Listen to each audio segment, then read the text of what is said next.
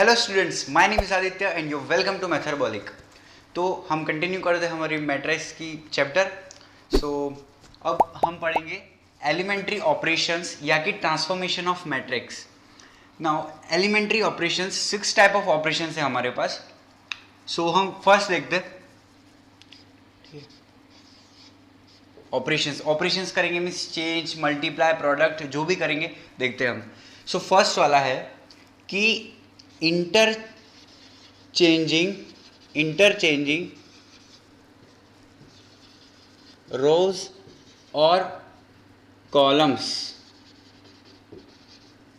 Interchanging रोज और columns. अब देखो इसमें क्या है कि सपोज एक ए मैट्रिक्स है हमारे पास 1 2 3 4 5 6। तो हमें इंटरचेंज करना है रोज को या फिर कॉलम्स को। तो ये कौन सी रो है? ये फर्स्ट रो है और ये है थर्ड रो। तो ये ऑपरेशन ये बोलता है कि हम R1 R3 के साथ इंटरचेंज कर सकते हैं और R3 R1 के साथ। मीन्स R1 R3 की जगह पे आ जाएगा और R3 R1 की जगह पे आ जाएगा। कैसे? ऐसे R1 R3 की जगह पे और R3 R1 की जगह पे। 5 6 3 4 1 2। ठीक है, तो क्या हुआ? R3 R1 की जगह पे, R1 और R3 R1 की जगह पे। अब इस ऑपरेशन को कैसे लिखते हैं? R1 R3 की जगह पे आया, इसका मतलब R1 गोज टू R3। ठीक है, R1 R3 की जगह पे आ गया और R3 R1 की जगह पे आया, इसलिए ये रो। ठीक है, तो ये रो ये बताता है कि आपने R1 को R3 से इंटरचेंज किया है। R1 की जगह R3 लिख दिया और R3 की जगह R1 लिख दिया। ठीक है, तो इसको जनरली हम लिखेंगे Ri is interchange with Rj। Means I number की रो J नंबर की रो के साथ आपने इंटरचेंज कर दिए। ठीक है, ये तो हो गई रोज के लिए और ऐसे लिखेंगे। अब ये हुआ कि A मैट्रिक्स के अंदर हमने ये ऑपरेशन लिखा है। ठीक है, तो ये वाली जो मैट्रिक्स है वो A नहीं रही, अब चेंज हो गई है। तो अब क्या करोगे आप? जब भी लिखोगे कि A इज दिस एंड फिर हम ये ऑपरेशन लगाएंगे तो इम्प्लाइज साइन के साथ हम बताएंगे। ठीक है, ये ऑपरेशन लिखने के बाद इम्प्लाइज साइन के साथ बताएंगे कि हमारे पास ए मैट्रिक्स थी, उसके बाद हमने ये ऑपरेशन लगाया, उसके बाद ये मैट्रिक्स आई है। ठीक है, और लास्ट में अगर आंसर लिख रहे हो तो फिर आप इसको नाम कुछ भी दे सकते हो, बी मैट्रिक्स, सी मैट्रिक्स। ठीक है, इस तरीके से। तो ये तो रो की बात हो गई। अब कॉलम की बात करते हैं। देखो ये क्या है? कॉलम 1, ये है कॉलम 2। तो जैसे रो को इंटरचेंज किया था वैसे कॉलम को भी इंटरचेंज कर सकते हैं। तो कॉलम को इंटरचेंज करेंगे तो क्या आएगा? Column 1 is interchange with column 2। ठीक है, तो कैसे होगा interchange? Column 2 4 6 left hand side आ जाएगा, तो 2 4 6 लेफ्ट हैंड साइड आ गया और 1 3 5 राइट हैंड साइड आ गया। इस तरीके से हम रो को इंटरचेंज कर सकते हैं और कॉलम को इंटरचेंज कर सकते हैं। तो ये रो को इंटरचेंज कर दिया, कॉलम को इंटरचेंज कर दिया। और ये बात याद रखना कि ये जो मैट्रिक्स मिल रही है ऑपरेशन करने के बाद वो सिमिलर मैट्रिक्स नहीं है ए के साथ। ठीक है, डिफरेंट मैट्रिक्स बन गई। तो ये वाला फर्स्ट ऑपरेशन हो गया। इसमें 2 ऑपरेशन आ गए हमारे कि रो को इंटरचेंज कर दिया, सेकंड ऑपरेशन आ गया कॉलम को इंटरचेंज कर दिया। ओके, अब देखते हैं सेकंड ऑपरेशन। अब सेकंड ऑपरेशन ये बोलता है कि multiplication of scalar by rows और column. Means multiplication of a non zero scalar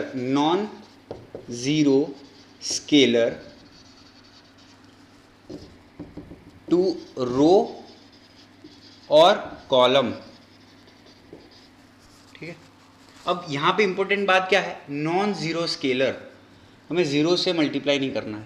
ये क्यों नहीं करना है ये हम हायर क्लासेस में देखेंगे, और यहाँ पे इसकी ज़रूरत नहीं है कि हम जीरो से मल्टीप्लाई नहीं करते। बस आपको ये याद रखना है कि नॉन जीरो स्केलर है, जीरो नहीं होना चाहिए वो स्केलर। तो हम मल्टीप्लाई कैसे करेंगे कोई भी नॉन जीरो स्केलर को? रो के साथ या कॉलम के साथ। देखिए सपोज कि एक मैट्रिक्स दे रखी है हमें, फिर से 1 2 3 4 5 एंड 6, और एक स्केलर प्रोवाइडेड है कि k equals to 2। k equals to 2 scalar है, तो हमें इस स्केलर को कोई भी डिजायर्ड रो या डिजायर्ड कॉलम में मल्टीप्लाई करना है।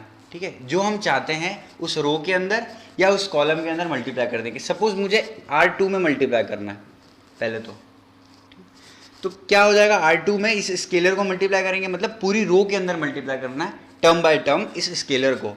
तो क्या हो जाएगा, ये दो रोज तो सेम रहेगी 1 2 5 6, और 2 स्केलर को इस रो के अंदर मल्टीप्लाई किया तो 2 3 जार 6, 2 4 जार 8, ये स्केलर को मल्टीप्लाई कर दिया R2 के अंदर। वैसे ही आप R1 में और R3 में भी मल्टीप्लाई कर सकते थे। अब इस ऑपरेशन को लिखोगे कैसे, तो क्या कर रहे हो आप, R2 के अंदर चेंज कर रहे हो, जो जिसमें भी चेंज कर रहे हो उसको पहले लिखो R2 में चेंज कर रहे हो, क्या चेंज कर रहे हो अब लिखोगे, चेंज कर रहे हो 2R2, मतलब आपने क्या किया, R2 के अंदर 2 से मल्टीप्लाई कर दिया, इसलिए आप ऐसे लिखोगे R2 के अंदर ये चेंज आया। या फिर आप जनरली ऐसे कर सकते हो कि ith रो के अंदर ये चेंज आया, k स्केलर से, k नॉन जीरो स्केलर से हमने उस ith रो के अंदर मल्टीप्लाई कर दिया है इस स्केलर को, ठीक है। सिमिलरली हम कॉलम में भी कर सकते थे, सपोज कि मेरे को इस सेकंड कॉलम के अंदर मल्टीप्लाई करना है इस स्केलर का, तो कैसे करूँगा मैं, पहले तो हम लिखूंगा क्या, मैं C2 के अंदर चेंज हो रहा है C2, तो हम 2 से मल्टीप्लाई कर रहे हैं 2 C2 के अंदर, ओके। अब होगा क्या, ये 1 3 5, कॉलम 1 तो वैसा के वैसा ही, क्योंकि उसमें कोई चेंज नहीं किया हमने, कॉलम 2 के अंदर चेंज कर रहे हैं, तो 2 2 जार 4, 2 4 जार 8, 6 2 जार 12। तो इस तरीके से हमने ये ऑपरेशन इस कॉलम में भी लगा दिया। सिमिलरली जैसे ये रो के अंदर हमने लिखा था जनरल रिप्रेजेंटेशन, ये जो जनरल रिप्रेजेंटेशन लिखा था, वैसे ही हम कॉलम में लिख सकते हैं। कॉलम में क्या लिख सकते हैं, CI KCI,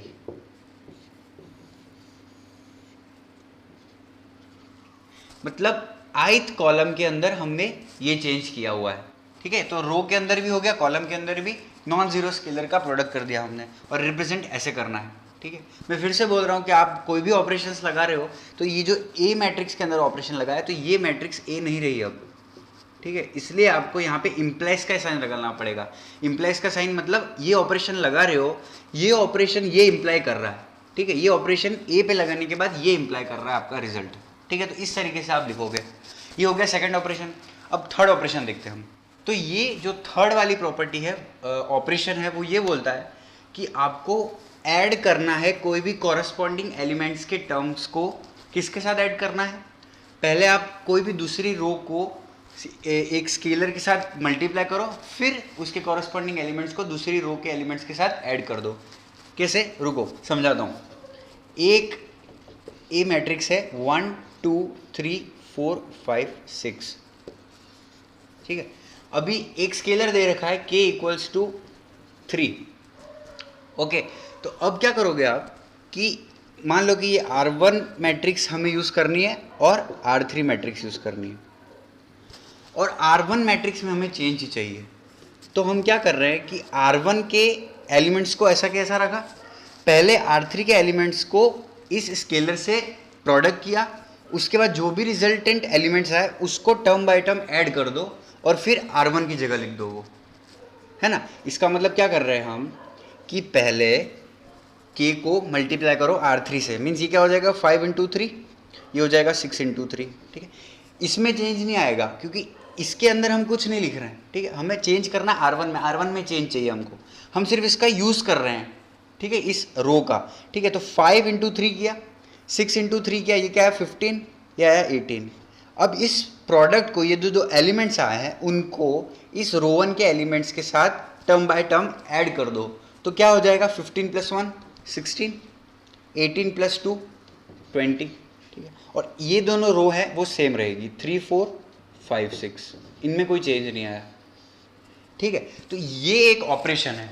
इसको कैसे लिखेंगे हम, R1 में चेंज किया, मैंने बताया था जो भी लिखना है वो जिसमें चेंज कर रहे हैं वो लिखना है। तो R1 में चेंज किया, अब R1 में क्या चेंज किया, R1 लिया पहले, उसमें क्या ऐड करा, कॉलम, ये जो स्केलर है उसको R3 के एलिमेंट से प्रोडक्ट करके फिर ऐड किया है। तो 3 इंटू R3 क्या किया, ध्यान से सुनना। R1 में चेंज किया, R1 में क्या चेंज किया हमने, पहले इस स्केलर को R3 के एलिमेंट्स के साथ प्रोडक्ट किया, फिर एलिमेंट्स को R1 में ऐड कर दिया, और चेंज किस में किया हमने, R1 में, R1 के अंदर लिखा, इसलिए ये सिर्फ R1 रो चेंज हुई है, है ना, और ये ए तो रहेगा नहीं अब क्योंकि ऑपरेशन लगा दिया। तो ये रो के अंदर किया। अब मैं सिमिलरली कॉलम के अंदर करना चाहता हूँ, तो कॉलम में क्या करूँगा, सपोज कि मुझे इस कॉलम 1 के अंदर चेंज चाहिए, तो मैं क्या कर रहा हूँ, कॉलम 1 में चेंज चाहिए। कॉलम 1 में क्या चेंज चाहिए, कॉलम 1 में मैं ऐड करूँगा 3 इंटू C2 में पहले प्रोडक्ट किया स्केलर का, फिर इस पूरी कॉलम को टर्म बाय टर्म ऐड कर दिया कॉलम 1 में। तो क्या आएगा आंसर हमारा, ये देखो, पहले 3C2 किया तो 3 2 6, 3 2 6 प्लस 1 7, फिर 3 4 12, 12 प्लस 3 15, अब 3 इंटू 6 18, 18 प्लस 5 23। ओके, तो इस कॉलम में चेंज चाहिए था तो ये कॉलम चेंज हो गई, और कॉलम 2 का यूज़ किया है तो कॉलम 2 चेंज नहीं होगी, कॉलम 2 वैसे के वैसे लिख दी 2 4 एंड 6। ठीक है, ये ऑपरेशन हो गया। रो में देख लिया, कॉलम में देख लिया। इसका जनरल रिप्रेजेंटेशन क्या होगा, आर आई, कोई भी ith रो ली, इसी में चेंज कर रहे हैं, मतलब इसी में ऐड कर रहे हैं, तो ये आर आई प्लस कोई और रो ली, पहले तो एक स्केलर लिया फिर कोई और रो ली तो आर जे। ठीक है, इसमें चेंज कर रहे तो ये लिख लिया, प्लस के इंटू आर जे करके फिर ऐड किया, इसलिए ये। ठीक है, कोई दूसरी रो के अंदर। तो कॉलम में भी ऐसे ही होगा, सी आई प्लस 3CJ। ओके, समझ गए। तो हमारा फर्स्ट ऑपरेशन क्या था कि हमें कोई भी दो रोज को इंटरचेंज करना था या फिर दो कॉलम्स को इंटरचेंज कर सकते हो आप। ठीक है, और सेकंड वाला क्या था कि नॉन जीरो स्केलर को कोई भी रो के साथ या कॉलम के साथ प्रोडक्ट करना है हमें। ठीक है, उनका जनरल रिप्रेजेंटेशन देखा। और थर्ड वाला ये था जिसके अंदर हम कोई भी एक रो के एलिमेंट्स को किसी स्केलर के साथ प्रोडक्ट करके दूसरी रो के अंदर ऐड करके उसी रो में चेंज कर सकते हैं ना, उसी रो में चेंज कर सकते हैं। तो ये ऑपरेशन हो गया। अब ये सब तो ऑपरेशन हो गए, अब हम इन्वर्टिबल मैट्रिक्स पढ़ेंगे। इन्वर्टिबल मैट्रिक्स क्या होती है वो देखते हैं। इन्वर्टिबल मैट्रिसेस, अब इन्वर्टिबल मैट्रिसेस क्या होती है, तो मुझे बताओ कि एक नंबर है 2, ठीक है, उसमें क्या प्रोडक्ट करोगे, क्या मल्टीप्लाई करोगे तो 1 आएगा आपके पास। सही जवाब, हाफ मल्टीप्लाई करोगे आप तभी 1 आएगा। 3 है तो क्या मल्टीप्लाई करोगे 1/3 तो 1 आएगा। -6 है तो क्या मल्टीप्लाई करोगे -1/6 तो 1 आएगा। ये नंबर्स की बात हो गई। तो एक बात बताओ, 2 के रिस्पेक्ट में हाफ को क्या कहा जाएगा। 2 के लिए हाफ क्या है, 3 के लिए 1/3 क्या है, -6 के लिए -1/6 क्या है। तो जो हाफ 1/3 -1/6 है तो वो 2 3 -6 के लिए इन्वर्स है। ये 2 का इन्वर्स है। इन्वर्स का मतलब होता है कि आप उसी नंबर से मल्टीप्लाई करो तो आपको 1 एज ए रिजल्ट मिले। ठीक है, उसे इन्वर्स कहते हैं हम लोग। ठीक है, अब मैट्रिक्स के रिस्पेक्ट में देखते हैं कि इन्वर्स क्या होता है, इन्वर्टेबल मैट्रिक्स, है ना। तो सपोज कि एक ए मैट्रिक्स है, स्क्वायर मैट्रिक्स,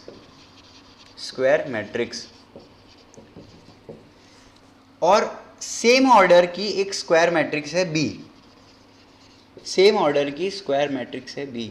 अभी मैं ये भी बताऊंगा कि यहाँ पे सिर्फ स्क्वायर मैट्रिक्स की क्यों बात की है मैंने, है ना। तो एक ए मैट्रिक्स है स्क्वायर मैट्रिक्स और एक बी मैट्रिक्स है स्क्वायर मैट्रिक्स।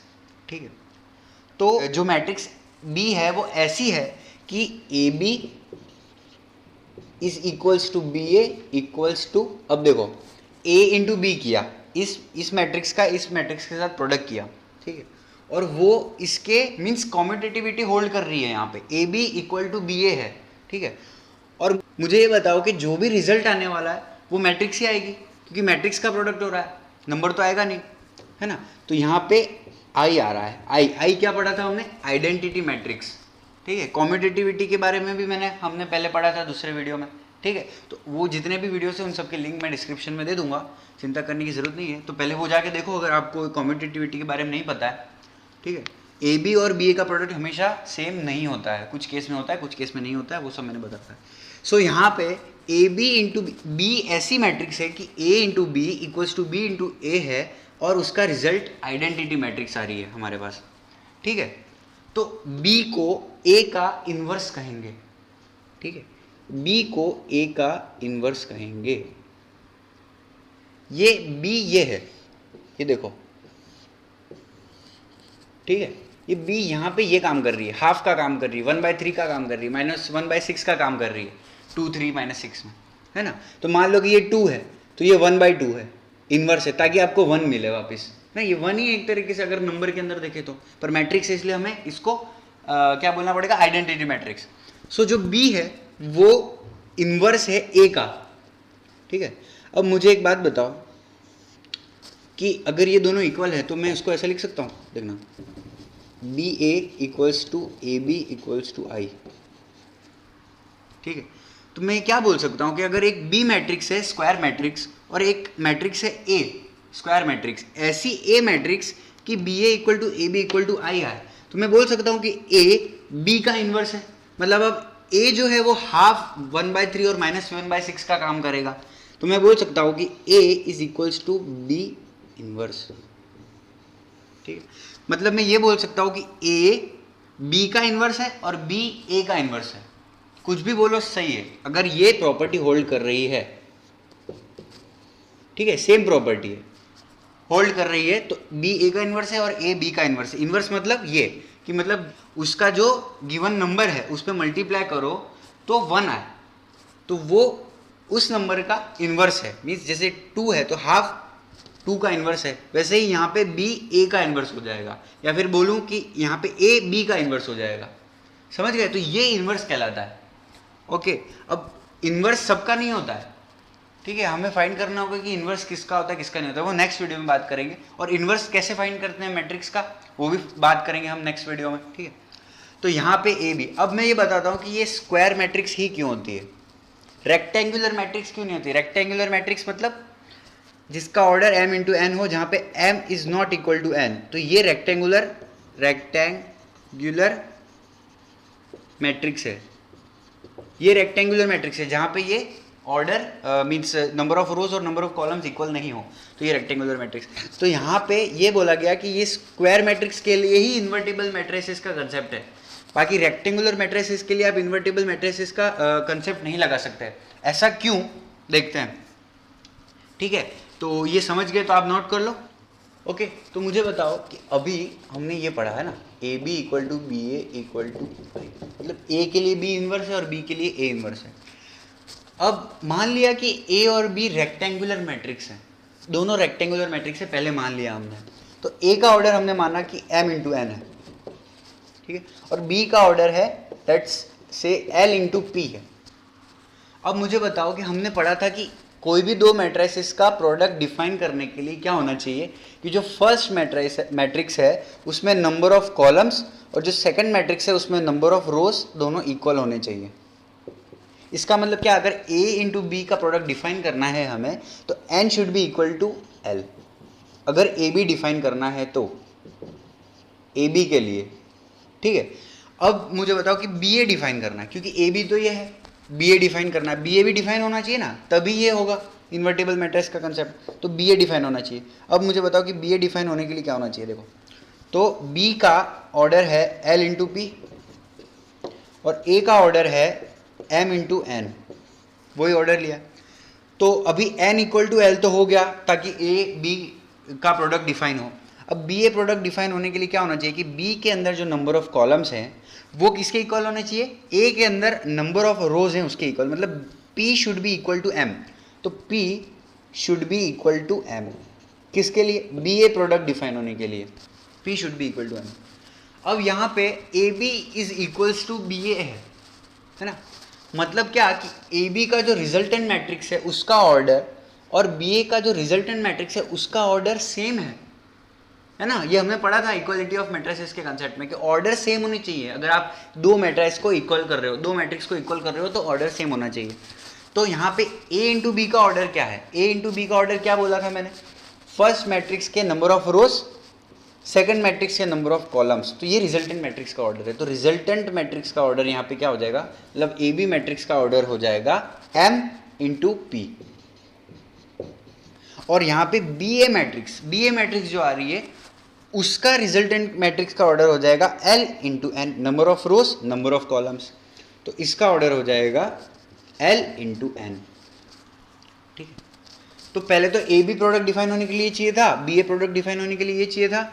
अब A B equal to B A होने के लिए क्या चाहिए, ये जो दो ऑर्डर्स हैं m इंटू पी और l इंटू n वो दोनों इक्वल होने चाहिए। दोनों इक्वल होने चाहिए मतलब नंबर ऑफ रोज इसके नंबर ऑफ रोज से इक्वल, इसमें नंबर ऑफ कॉलम्स और इसके नंबर ऑफ कॉलम्स भी इक्वल होने चाहिए।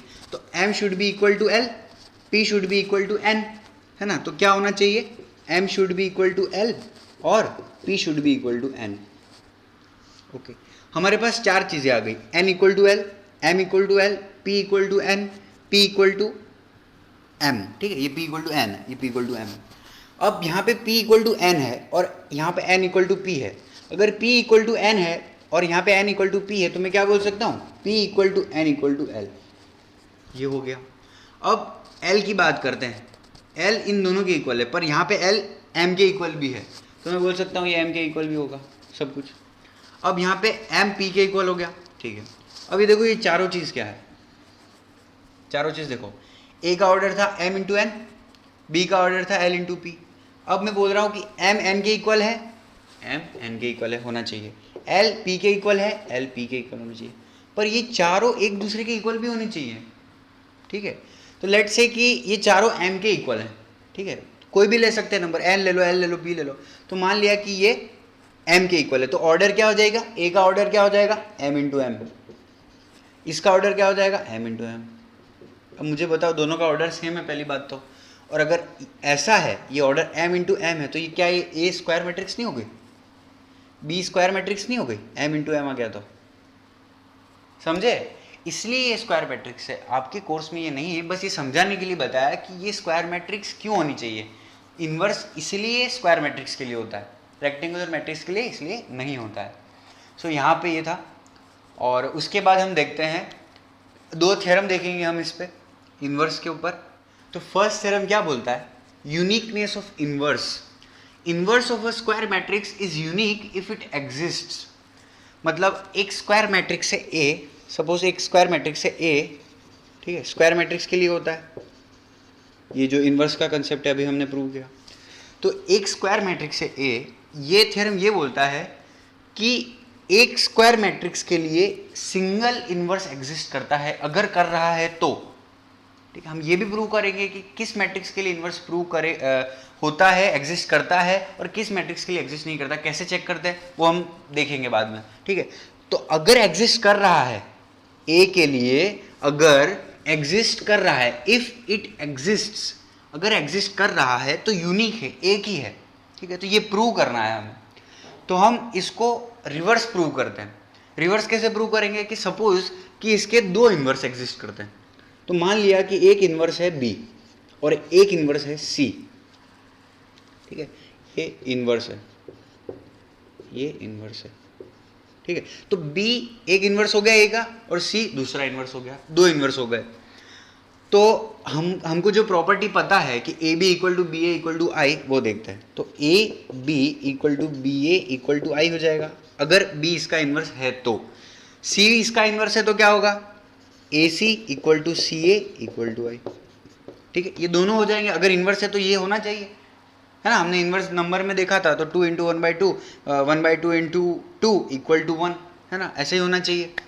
अब देखो कि प्रूव कैसे करना है, तो प्रूफ देखते हैं हम, प्रूफ, ठीक है। ये सबको साइड में रखो, प्रूफ देखते हैं। प्रूफ कैसे देखते हैं, बी माना हमने, बी को कैसे लिख सकता हूं मैं, बी इंटू आई लिख सकता हूं।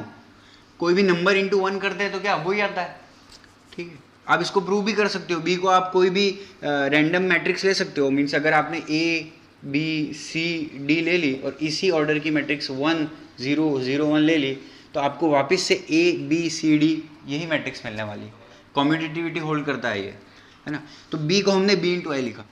अब देखो कि बी का बी लिखा मैंने, अब आई की जगह पे देखना, आई की जगह पे मैं ए सी लिख सकता हूँ, ए सी लिख सकता हूँ क्योंकि आई ए सी है, तो मैंने ए सी लिख लिया।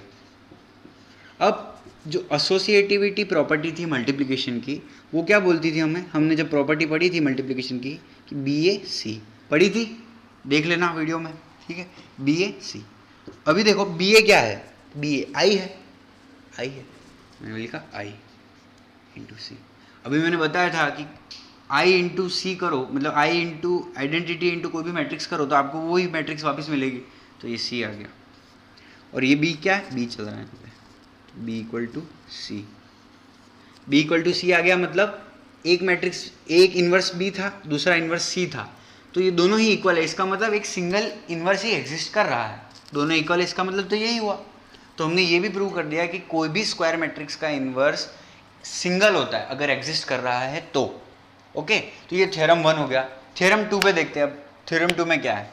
तो थ्योरम 2 क्या बोलता है हमको कि अगर ए और बी एक इन्वर्टिबल मैट्रिसेस है, मतलब ए और बी का इन्वर्स एग्जिस्ट करता है, उसका इन्वर्स फाइंड कर सकते हैं हम, ठीक है, और सेम ऑर्डर की मैट्रिक्स है दोनों, ए और बी, ठीक है। तो हमें ये प्रूव करना है कि ए बी होल का inverse equal to B inverse into A inverse.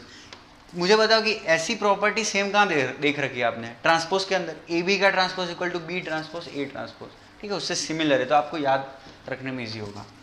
तो ये प्रूव करना है हमें, तो प्रूव कैसे करेंगे देखना हम।